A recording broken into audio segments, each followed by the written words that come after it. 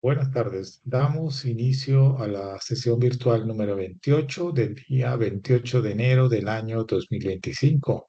Estamos en la asignatura Diseño Industrial 5. Vamos a convocar a los estudiantes por el canal de Telegram para que se incorporen a las sesiones virtuales.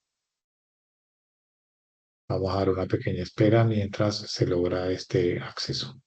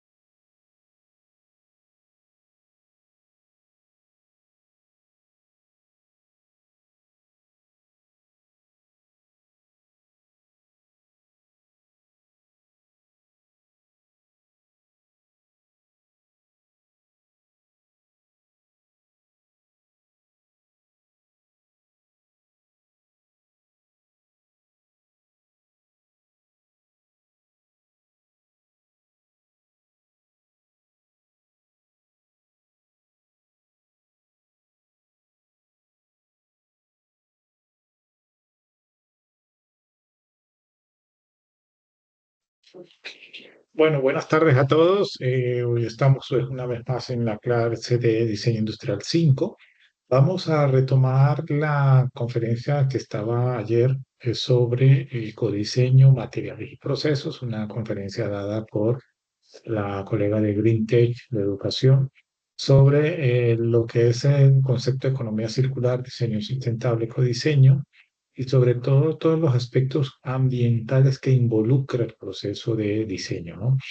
Que quizás antes, como lo replicaba ayer, no le ponemos mucho asunto a esto de simplemente diseñar con menos partes o diseñar simplemente para que sea desmontable más rápidamente, sino también diseñar considerando los impactos de esa materia prima que usamos para que se fabrique ese diseño y de cómo esa materia prima pasa a ser un producto y cómo ese producto tiene un tiempo de vida y después se va a desechar para después transformar como un residuo y finalmente volverlo a reutilizar dentro de un ciclo tipo circular, ¿ok? Entonces, esto es parte de la conciencia del diseño, ecodiseño sustentable, de ecodiseño. Y bueno, nosotros ahora que estamos en un ejercicio donde tenemos que hacer un análisis utilizando el OpenLSA Life Cycle Assessment, un software que lo que hace es medir qué tanto material prima se está utilizando, qué tantos recursos, con tanta agua, tanto dióxido de carbono se genera, tanta energía se consume, tanto gas de un producto que se fabrica en un país, después se mueve para otro país, luego se vende en otros países. Todos esos impactos que se generan, pues son medidos a través de un software y esto entra dentro de los elementos que deben indicar qué tan sostenible es este producto, además de la contraparte del diseñador que coloca pues su trabajo creativo en función de ser algo que sea fácil de desmontar y separar para que se exija la menor cantidad de o se utilice la menor cantidad de energía para poder desmontar estos componentes. ¿Ok? Bien, continuamos entonces con el video que el día de ayer pues lo detuvimos a mitad. Ya aquí pues nos queda otros 30, 40 minutos de charla que vamos a continuar escuchando.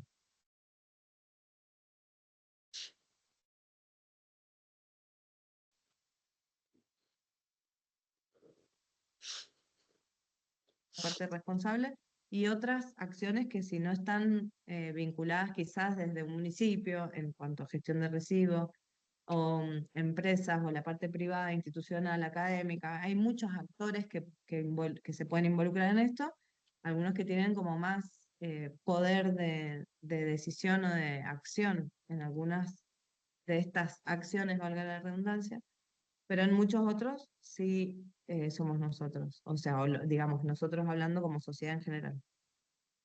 Entonces, estas acciones correctivas tienen que ver mucho con esto de el residuo, el material, usar mejores materiales, reciclar, procesar los residuos, simbiosis industrial, que es tratar de que una misma, por ejemplo, parque industrial se empiece como a vincular para ahorrar hasta en transporte de distintos materiales, se utilizan los mismos, etcétera. Reparar las cosas, mantenerlas, vamos como de a poquito. Ya si avanzo un poco más hacia mejores acciones hacia la economía circular, acá entra en estas acciones preventivas todo lo que tiene que ver con ecoinnovación, ecodiseño, que es ya pensar, esto ya va un paso más allá, porque ya tengo que ir antes de hacer las cosas, pensarlas desde esta perspectiva que hablamos recién de ciclo de vida, de bajar los impactos en todos los sentidos. Y ya lo más cercano a esta economía, como les decía, esta economía circular, lo ideal son estas acciones predictivas, que sería como, bueno, un escenario ideal, justamente, que ya es restaurar, regenerar, volver a sembrar árboles, volver a generar esto dentro de estos mismos modelos de negocio que ya se hacen en algunos casos por algunos bonos de carbono o algunas cuestiones, pero quizás hasta fomentar la industria forestal en vez de otro material para que justamente hayan más plantación de árboles, etc.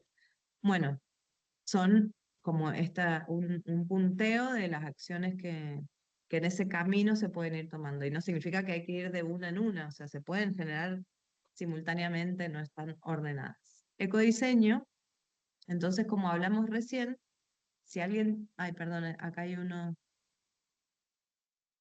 eh, talleres de Design Thinking. Esto de no se ve bien la presentación era hace bastante, sí, ya está. Bien, estaba viendo los mensajes por si tenían algo, pero bueno, voy a apurar así por el tiempo que perdimos al principio, pero cualquier cosa me abren el micrófono. Entonces, ya yendo al ecodiseño, ¿qué es? Es una metodología, es una forma de diseñar, justamente es ecodiseño, diseñar, pensar algo, un producto, un servicio, el diseño de cualquier cosa, desde esta perspectiva de ciclo de vida, teniendo en cuenta todo ese ciclo de vida. Entonces, ya existe una metodología, hay bibliografía, hay de todo, pero viene de una herramienta que es muy específica, especializada y científica, digamos, que es el análisis de ciclo de vida. El análisis de ciclo de vida está basado en estas normas que les pongo acá, la 14.040 o 14.044. Creo que GreenTech tiene algunas de las capacitaciones orientadas a huellas o que vienen de la... Son otras normas, pero están basadas todas en estas primeras que son el sistema, el análisis, el cómo se saca la cuenta, digamos, de esas huellas o los impactos que genera algo en todo su ciclo de vida. Están definidos en estas normas internacionales, las ISO 14.040 o 14.044. Em, y en algunas más, como les digo acá, las otras huellas de carbono, el importante, o sea, el importante, digamos, el pensamiento del ciclo de vida en el cual se basa el ecodiseño, está basado en este estudio específico que se llama análisis de ciclo de vida.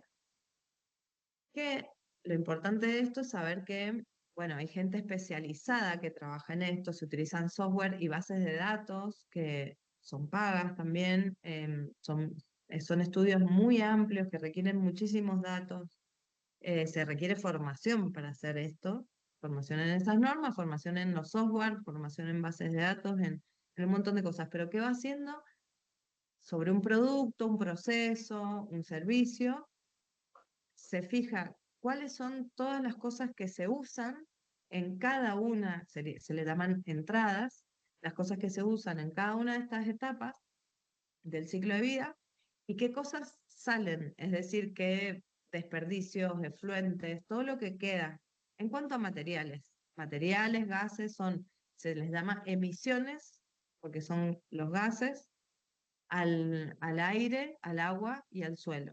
Todo eso se mide, es muchísimo, son muy específicos estos. Pero yo se los estoy nombrando solo para saber que de acá viene la metodología de ecodiseño. Y miren, acá abajo les nombro solo algunos de los impactos ambientales que se miden.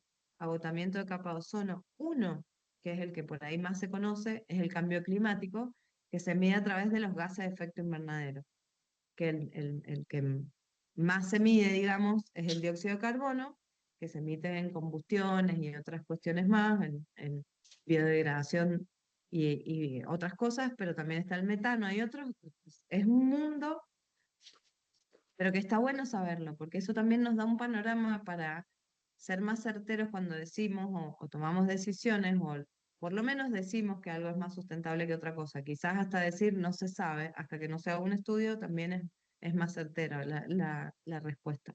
Pero miren, todos estos son algunos de los impactos ambientales que se pueden medir con el análisis de ciclo de vida. Efectos a la salud humana, eutrofización, radiación ionizante, todas estas cosas tienen efectos a los ecosistemas, a la flora, a la fauna, a los ecosistemas y a los seres humanos. Por eso se miden. Entonces, un mundo. ¿Y qué tienen en cuenta? Tienen en cuenta, y esto también se usa en el ecodiseño, pensar en la cosa no como, por ejemplo, un auto, sino como la función que me da. Me transporta. ¿Por qué? Porque cuando yo voy a comparar una cosa con otra, tengo que comparar según si me dan la misma función. Eso es un concepto bastante profundo que a veces se entiende rápidamente, otras veces no, es complejo, pero básicamente es eso que les acabo de decir, pensar las cosas por la función que cumplen. Ahí tienen un ejemplo. 3 diferentes maneras de secarme las manos en un baño público. pocas veces hay una toalla de tela, pero puede ser servilletas de papel o un generador de aire caliente. Tres formas diferentes de secarme las manos. La función es la misma. ¿Cuánto impacto tiene cada una de esas cosas? Y yo ahí tengo que calcular la vida útil de la tela, dónde se fabricó, etcétera. Todo lo que les dije del ciclo de vida. ¿Cuántas veces se tiene que lavar el jabón, el agua, todo? Em, las servilletas, bueno, las servilletas, cuántas se usan, cuánta vida útil tiene el aparato que la sostiene. Y el otro producto que es, necesita energía para el ventilador y para generar el aire caliente, una resistencia seguramente. Y bueno, yo puedo comparar cuál sería la mejor manera, en cuanto sustentable, claramente, de secarme las manos. Y ahí entran un montón de otras cosas. Puedo mirar solo la parte de cuántos materiales, vida útil, energía, y me estoy quedando solo en el globito ambiental. Yo después a eso, después de mirar eso, o simultáneamente, me tengo que fijar cuántas personas se secarían las manos con una toalla de tela en un baño público, por ejemplo. Quizás mucha gente no lo haría, no sé, todo eso tengo que ver. Entonces miro eso, las personas, el uso, si es viable para la persona que está ganando plata haciendo eso, todo. Un concepto es este. El otro que tengo que tener en cuenta también es pensar la cosa como un producto completo, digamos, como un sistema.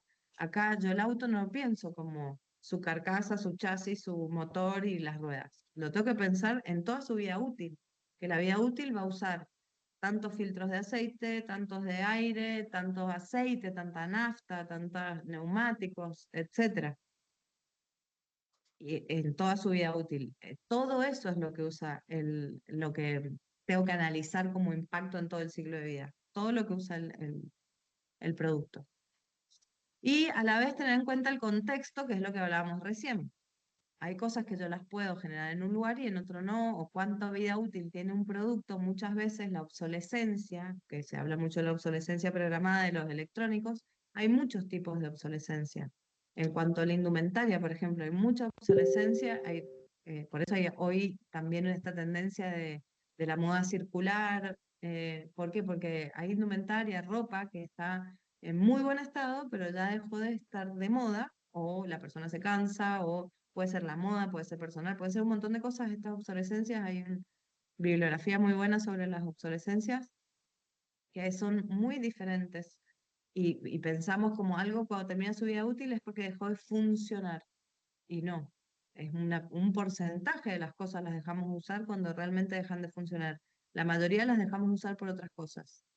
Por ejemplo, un auto, quizás hasta como inversión, muchas cosas suceden para que algo, está bien que ahí pasa de una mano a otra, pero termina un ciclo de vida con un usuario.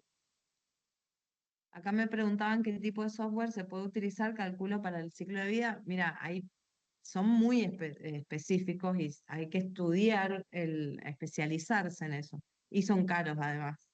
Hay unos gratuitos que traen algunos tutoriales.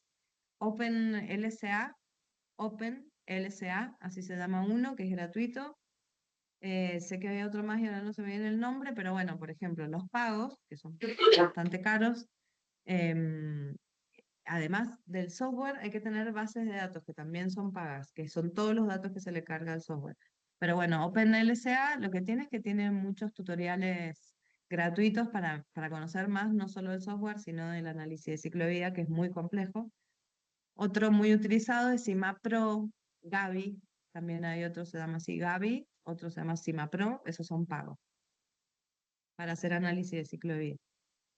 Pero el ecodiseño lo que trata de hacer, y ahora volviendo a esta metodología, es simplificar esto, porque claramente sería ideal tener un análisis de ciclo de vida de todo, para saber específicamente cuánto impacto tiene cada cosa, pero no nos trabaríamos, son estudios muy complejos, como les acabo de mostrar. Entonces se intentó desde justamente la Comisión de Medio Ambiente de las Naciones Unidas y el Programa de las Naciones Unidas, NUMA, em, simplificar algo y por lo menos generar algunas metodologías y estrategias que aseguren que teniendo eso como herramienta sin haber hecho el análisis de ciclo de vida, pero utilizando eso como herramienta y quizás justamente alguna especialización en diseño sustentable, etcétera, puedas hacer mejoras o medir, aunque sea algo. Los celulares muchas veces se cambian por existir nuevos modelos, claramente. Ahí, por ejemplo, lo que les decía de economía circular em, el celular es el primer Internet de las cosas. Es un aparato que está conectado a Internet y que puedo hacer todo desde ahí. Si yo tengo actualizaciones, que eso sí son obsolescencias programadas, si yo puedo generar, ahora les voy a mostrar un ejemplo, por eso quiero ir rápido, porque ya llevamos una hora, de celulares pensados para que no tengan justamente esa obsolescencia programada. Acá todavía no llega. Obsolescencia percibida, sí, tal cual, tal cual. Bien, entonces, estas estrategias, perdón, esto les decía, el ecodiseño es una metodología que trata de simplificar. Entonces, ¿qué hace? Yo voy a diseñar algo. Si voy a rediseñar algo, yo ya tengo mucha información.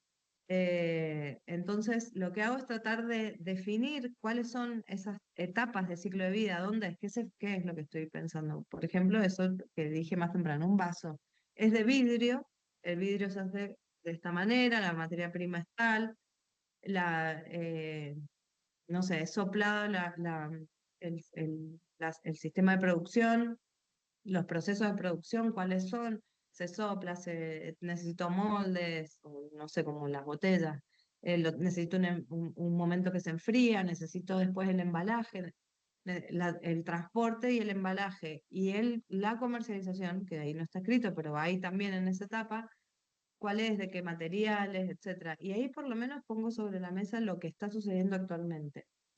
A partir de esto me fijo cuáles serían quizás algunos impactos ambientales que yo tenga alguna información. Y ahora les voy a mostrar una herramienta que por lo menos para algunos impactos pueden sacar, porque es muy difícil llegar a esa información de los impactos ambientales si no conocemos. Pero por lo menos mirar y saber que, y acá viene lo bueno, que son las estrategias, saber que si uso por lo menos materia prima local, si la materia prima no era local, materiales reciclados o biomateriales, que los biomateriales pueden ser biodegradables o biobasados o ambas cosas. Biobasados quiere decir que son materiales que vienen de la naturaleza.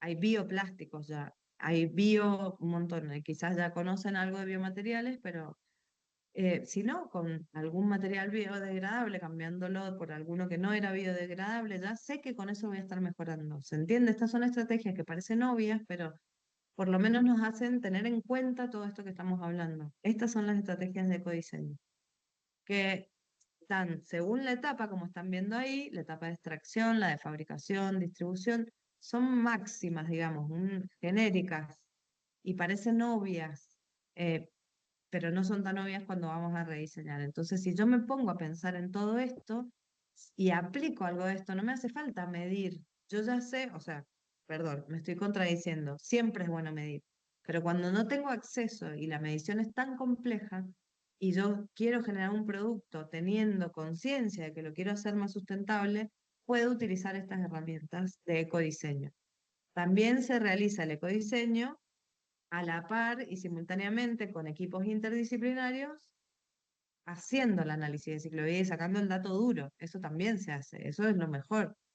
Pero esto es como para dejarles a ustedes algunas herramientas o estrategias que sabemos que son mejoras reales y que después si se miden seguramente van a dar bien. Entonces, reducir las cantidades de los materiales ni hablar, trabajar de manera eficiente. Por ejemplo, en los emprendimientos, reducir el proceso de producción en menores pasos, en decir, bueno, en vez de cortar, no sé, generé algo que se pliega y es una sola plancha de un material y solo se pliega y listo. Antes cortaba, soldaba, no sé, hacía más procesos, gastaba más energía. Eso también, reducir el proceso, eso tiene que ver mucho con el diseño, y estamos hablando de un producto específicamente, pero si lo trasladamos a cualquier proceso de servicio, de lo que sea, achicar pasos me va a reducir energía seguro, un montón de cosas. Y trabajar energías limpias claramente, si puede incorporar lo que esté analizando, generando, solucionando, energías limpias seguro va a dar mejor siempre. Distribuir claramente, trabajar sobre el packaging de las cosas, achicar el packaging es uno de los impactos que más tenemos que buscar lograr, porque son productos que, imagínense, tuvo que salir, crecer un árbol, talarlo, pasar por todo el proceso de fabricación de papel o cartón, que es todo un proceso que ya generó energías, efluentes, gasto de agua, muchísimas cosas. De ahí se va en un elemento para generar en la otra fábrica de la caja del packaging para después ir a la fábrica donde se generó el producto. Y el producto no tiene uno solo, tiene su caja, su film, su caja más grande de embalaje, su otro film, su pallet. Y todo eso viene de muchos procesos productivos anteriores. Y llega a la casa y se tira. Entonces, claramente es necesario, porque si no a mí se me rompe el vaso, no me lo puede traer alguien sin packaging o un vaso, no puede transportarse, es necesario. Pero bueno, de alguna manera se está trabajando muchísimo en diseños de packaging más sustentables, que haya realmente un ciclo de recuperación del papel y el cartón para reciclar, porque sí se recicla, pero muchas veces termina en un basural y no se recicla. Bien, bueno, vamos a seguir. Ahí les dejo todas las estrategias. Diseño circular es una metodología, que ahí les dejo la página también, que tiene en cuenta todo esto que les estoy diciendo, también como otro proceso, otra forma de hacer las etapas, pero es lo mismo que el ecodiseño, ahí lo tienen en paso a paso, cómo lo va haciendo, pero es bastante parecido y en esa página hay muchísima información. Esto rápidamente, quise dejar algunos datos de plástico. ¿Por qué? Porque dentro de los materiales utilizados, tenemos muchísimos materiales, hay impactos de todos los materiales para charlar, para ver, pero bueno, los plásticos después de los residuos, y esto estamos hablando de una medición del SEAMSE, después de los residuos orgánicos, que por suerte en Argentina, por nuestra industria, nuestra idiosincrasia, nuestros hábitos, un montón de cosas, nosotros tenemos casi la mitad de nuestros residuos sólidos urbanos en orgánico, el doméstico, digamos. Y eso es bastante bueno porque tiene una, pero por ahora el lugar que no se recupera no es no está bueno tampoco. Pero digamos, no hay tanto material para reciclar como en otros lugares donde se utilizan más packaging, cuestiones más elaboradas. Pero dentro de los materiales tenemos mucho el plástico en esos residuos sólidos urbanos. Por eso elegí hablar muy poquito de los plásticos, que acá les dejo algunos datos. Todo esto también, acá tienen las páginas.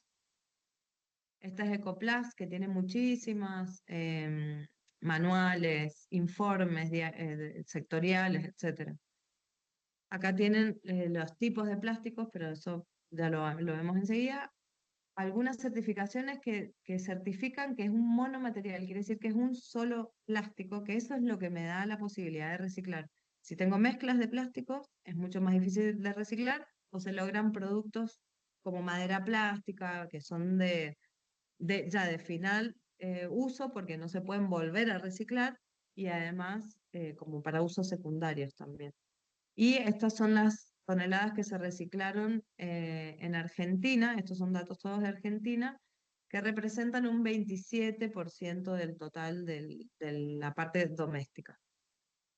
Bien, acá también rápidamente, estos son los plásticos que se les llaman termoplásticos, como para tener en cuenta porque son los que son reciclables.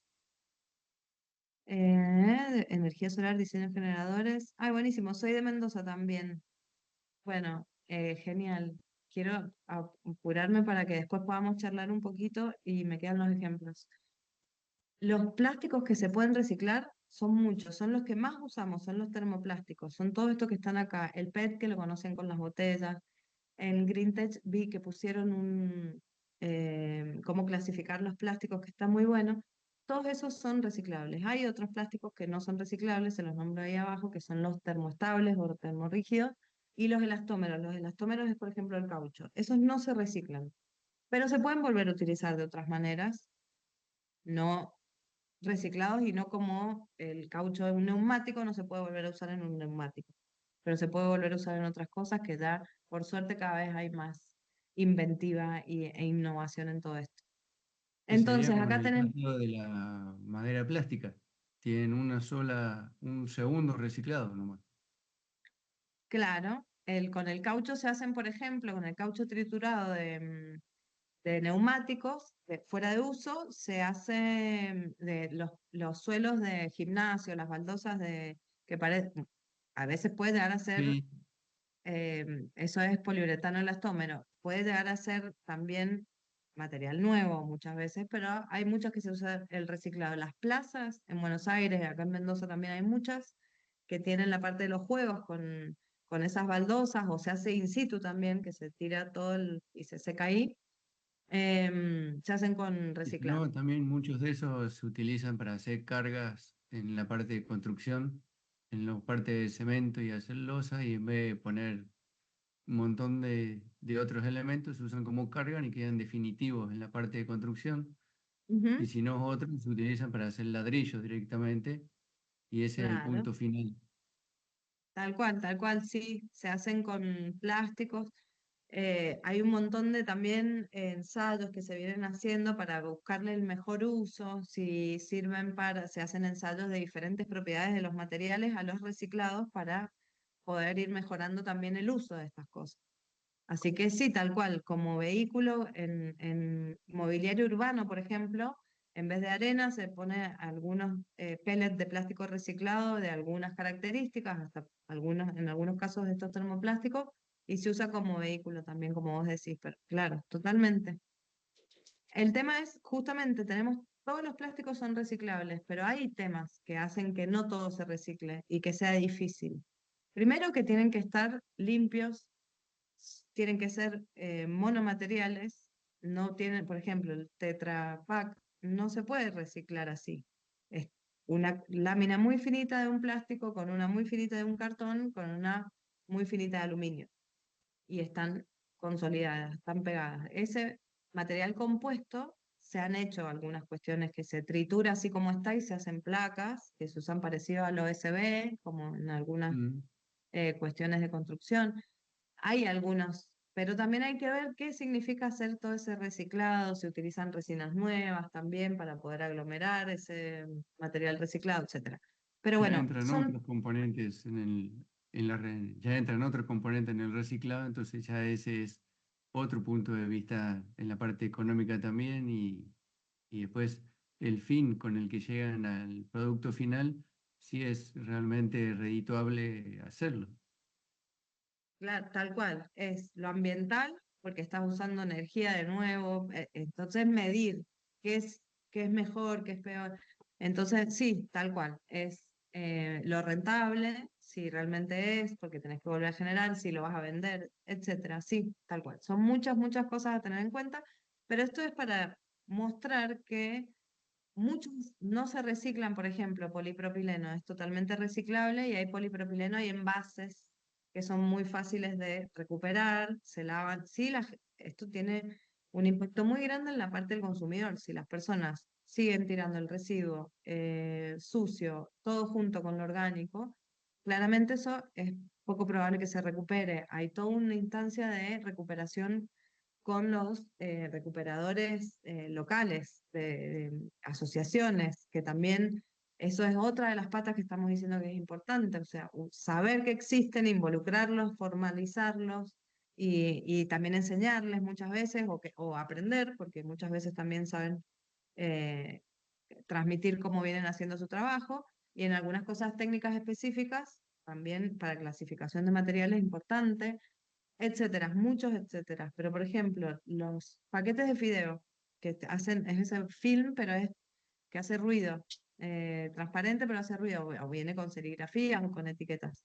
Es polipropileno, es film de polipropileno. Es reciclable, pero es muy difícil de reciclar porque es muy liviano, porque es muy difícil de recolectar, es como las bolsas de polietileno también, Ujú. es como el poliestireno expandido, que es el Pergopol, como le decimos por la marca, tampoco se Sí. recicla como poliestireno. Sí se mezcla con otros y se hace madera plástica. Cuando son todos esos plásticos que no los podemos recuperar aisladamente para volver a hacerlos ese mismo polímero como el poliestireno, sino que los juntamos a todos y, porque si no, no es rentable. No es rentable, no es fácil de recolectar, pasan muchas cosas. Entonces, a tener en cuenta esas cosas también, porque a veces vemos que el plástico o informes, saber ser críticos para cuando leemos los informes. Esto sí me interesaba que, por ejemplo, se les preguntó si conocían de qué se trataba economía circular. Esto, la fecha de este informe de esta consultora estaba por acá, por algún lado, que me tapa esto. Bueno, pero es 23, ahí les dejé la página, esto también es la misma página de los informes anteriores. Ecoplas. Opinaya es la consultora que hace este informe.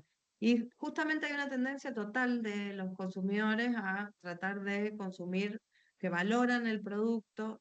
El 85% busca que los productos sean reciclables, en este caso se preguntaba sobre eso, pero productos amigables con el medio ambiente. El tema es que todo este porcentaje, que es altísimo, cada vez exige más información y yo no le puedo decir que esto es amigable con el medio ambiente porque, no sé, X cosa sin que tenga un sustento de un argumento técnico, científico. Entonces, y ahora para terminar, estos ejemplos de algunos casos de soluciones que, por ejemplo, esto hablando de esta parte de reciclabilidad de los plásticos, esto es una pequeña trituradora que hace pellet. Pellets son los formatos de plástico que después se utilizan para el reciclado, o filamentos. Son pequeñas maquinitas que una hace pellet, la otra hace filamento, de un plástico específico y viene claramente con una explicación y un manual de qué plástico. No recuerdo a ver si estaba acá, pero era para hacerlo con un plástico que es reciclable, por ejemplo, polipropileno, y te dice buscar de qué manera para saber qué plástico es. Que eso, cuando les mostré los tipos de plásticos, vieron que están en un triangulito con flechas, ese número les está diciendo qué plástico es en las botellas, en los envases, eso lo encuentran en la parte de abajo de los envases Sí, a seguro. nosotros nos enseñaron a distinguir los plásticos y uno los quema y en la llama de diferentes colores uno ya sabe identificar qué materiales. Ujú. Tal cual, eso con la llama también se sabe si es termoplástico, termorrígido. Bueno, acá me preguntan si gasta mucha energía. Este producto que les estoy mostrando acá no es de acá. Acá les puse de dónde era. Esto es en Europa y se hizo es un emprendimiento. Pero es como para dejarles las ideas. Esto no es, acá en Argentina no se está comercializando. Pero sí saben lo que hay acá es cualquier impresora 3D de filamento, porque hay diferentes impresoras 3D. Bueno, perdón, esto es una solución para, si vos querés tener una impresora 3D en tu casa para hacer pequeñas cosas, una impresora pequeña, y a la vez utilizar plásticos reciclados por vos mismo. Es una solución como completa integral. Entonces, haces los filamentos y lo metes en la impresora y haces las impresiones 3D con tus propios plásticos reciclados. Lo que sí hay acá en Argentina es poder trabajar con filamentos de PET reciclado. Son impresoras por ahí algunas eh, como hechas, caseras, hay todo un tema en las medidas de esos filamentos para lograrlo bien, y etcétera. Pero sino también uno de los plásticos que más se usa en impresión 3D de filamento es el PLA, que es un plástico biobasado. No es un plástico que viene del petróleo, todos los plásticos vienen del petróleo, los biobasados no. Es un plástico biobasado y biodegradable. Eso también es algo importante. Otra cosa, la recolección de datos. También es importante por esto mismo que les contaba, vamos a ahorrar el tiempo en este ejemplo, que es lo que les contaba del lavarropa. Si yo tengo esos datos, puedo hacer un seguimiento, la trazabilidad de los productos. Esto se hace a través de estas tecnologías que me ayudan a, por ejemplo, tener un seguimiento del producto y yo después, si quiero recuperar una indumentaria, como está acá en el ejemplo, que ahora hay un ejemplito más que es de indumentaria, sé cuántas veces se lavó, cuántas veces se usó, como que voy teniendo mucho dato porque tengo incorporado una tecnología en el producto. Esto que está acá, esto también se los dejo, esto lo pueden bajar y si les interesa todo este tema, es una herramienta muy buena. Es una aplicación, se llama IDEMAT, así tal cual, como está escrita ahí, la ponen en Play Store y la bajan al celu. Es livianita y está buenísima. Esta es la primera pantalla que encuentran. Acá, como ven, está en inglés, pero es muy intuitiva y está muy buena.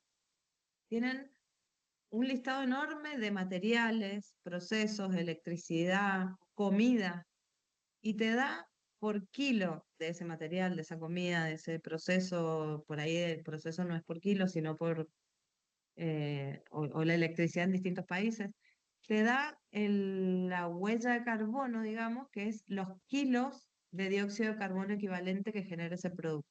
Si no saben mucho del tema, una, pueden investigar, dos, pueden por lo menos comparar un kilo y son muy específicos los materiales, de plástico tal, por ejemplo, hay PET y PET con tanto porcentaje de PET reciclado, así están definidas las clasificaciones, así que tienen para mirar por todos lados y les da en esta parte verde la huella. Acá, por ejemplo, ustedes entran por acá, ah, hay tutoriales, hay de todo, se los dejo para que ustedes sigan investigando esto, si les interesa, pero está muy buena. Y la base de datos que tiene esto por detrás, que eso es muy importante también, ir a la fuente de todo, es una de las bases de datos más importantes de todo ese análisis de ciclo de vida que yo les contaba.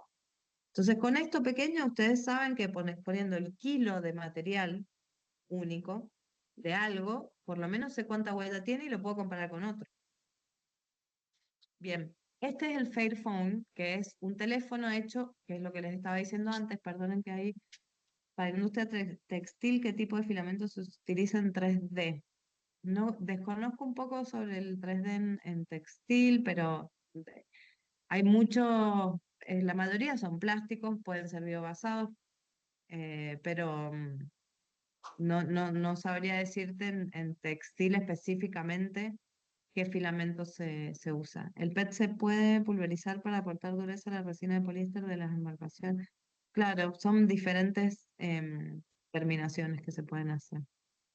Wow, ahí no sé de cuál página fue el wow. Ay, perdón. Bueno, y esto rápido. El Fairphone es un teléfono que todavía no llega acá, esperemos que llegue, que está hecho primero para que dure, o sea, larga vida útil. Que vos te lo puedas reparar, autorreparar, te explica cómo. Materiales o reciclados, de buena calidad que duren, también eso, se hace todo un análisis de diseño para decir, bueno, en esta parte necesito que el material dure muchísimo, por ahí, por ese tema, no puedo meter porcentaje de reciclado, entonces usamos este, pero de alta calidad.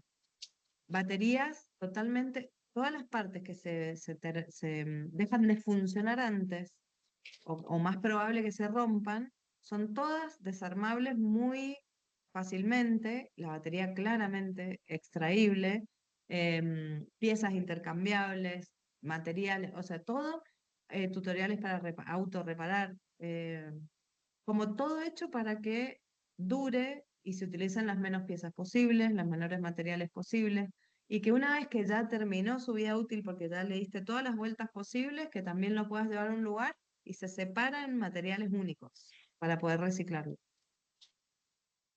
Esto es acá en Mendoza. Reciclar es una empresa con la que yo también he trabajado bastante, hacen muy buenas cosas, es para el pantallazo general de residuos electrónicos, se trabaja muchísimo sobre esto. Hay mucho plástico en los residuos electrónicos, pero muchos tienen un componente que es retardador de fuego, que hace que no se puedan reciclar. Hay un plástico, por ejemplo, se llama ABS, que está dentro de el numerito este, es el 7, que es otros, que es reciclable porque es termoplástico, pero ahora, por ejemplo, hay una tecnología que puede lograr verla con una pistolita, se apunta, digamos, al plástico y te da la composición completa del plástico y cuánto porcentaje de ese retardador de fuego tiene, que al ser electrónico puede recalentar, etcétera, y eso te dice se puede reciclar o no. Los que no se pueden reciclar se usan mucho, como decían recién, de vehículo en el cemento para mobiliario urbano, para cordones de la vereda, para ciclovías, para un montón de cosas, por ejemplo. Que de última tienen una larga vida útil y le dan, de hecho, algunas características buscadas de propiedades del material. En este caso, esta empresa separa todo los materiales, los residuos peligrosos, que hay muchos, las baterías, etcétera, los envían a esos lugares, trituran plástico y los mandan a reciclar o a otras empresas, a otros emprendimientos, pero a la vez lo primero que hacen es, entra un producto electrónico y tratan de ver si se puede todavía reparar. Y tienen una tienda de productos reparados. Así que eso también es muy bueno. O viene una computadora quizás con su cargador y el cargador funciona, se guarda como modelo, etcétera. Y con ya lo último, que no se puede, por ejemplo, hay algunos cables, algunas cosas que todavía no se pueden reciclar o son más difíciles o costosos de reciclar porque hay que sacar y tener una máquina que saque la parte de plástica, etcétera. Se hacen productos, hacen juegos para niños, accesorios, etcétera. Eso como modelo de negocio es un ejemplo. Este es otro ejemplo, voy lo más rápido que puedo y ya termino. De diseño circular que no solo se recupera material, por ejemplo, acá se tuvo en cuenta que el cuero animal, además, ni hablemos que esto para la gente que es vegana no existe ninguna posibilidad, pero bueno, teniendo en cuenta que se usa como indumentaria, eh, valorar un poco, justamente un poco no, valorar que eso es un producto que viene de un animal, entonces utilizar hasta los descartes. Lo que se hace acá es todos los descartes, se saca el molde, se hace el zapato, la bota, todo lo que queda como descarte se muele y se pone una resina y se hace suela para poder utilizar también eso. Y acá no solo es el que el diseño está pensado con ecodiseño, sino que es un modelo circular en donde el zapato no se vende, se alquila. Esto parece re loco, pero está pensado dentro de un modelo en donde tiene todo pensado. ¿Por qué? Porque el dueño, el fabricante, sigue siendo siempre el encargado que eso mantenga su vida útil. Entonces vos pagás, claramente todo esto está pensado desde lo rentable. ¿Cuánto saldría? ¿En qué se usan estas cosas? Ni hablar que esto podría ser para zapatos de seguridad de fábrica, ni hablar. Eh, entonces te lo va recuperando y el día que vos no querés usar más, lo dejas ahí, el fabricante lo recupera, lo vuelve a alquilar, Es un modelo de negocio para que justamente esto que es un zapato no termine en un final, sino que siempre va a estar circulando. Y el día que ya se usó muchísimo, ya se reparó muchísimas veces, también se separa y se vuelve a usar moliendo como suelo. Bien.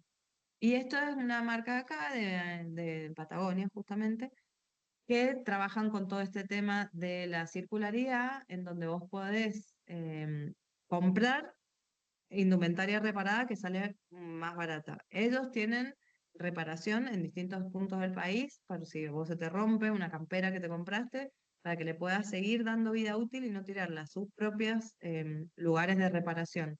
Y en el momento que no la querés usar más, obviamente la puedes donar o la puedes dejar en el mismo lugar y se utiliza. Y cuando ya tienen toda esta ropa de circularidad que ya está muy usada y ya, o muy rota, o partes de telas se utilizan para hacer, como ven acá, partes de almohadones u otras cosas. Eh, acá en Chile, las cámaras de foto instantánea. Ajá.